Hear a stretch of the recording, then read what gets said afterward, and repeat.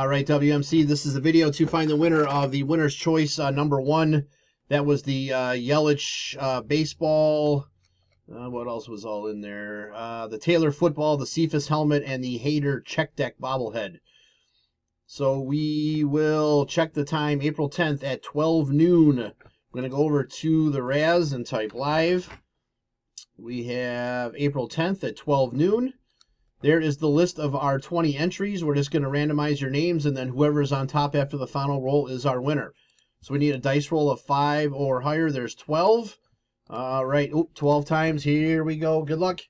1, 2, 3, 4, 5, 6, 7, 8, 9, 10, 11, last and final. Here we go. Good luck. It is Mikey. Spot 9 is our winner. So, Mikey, please PM me to make your selection. There is our verification code. Our timestamp, once again, April 10th, 12:01 p.m. That's it, guys. Thanks.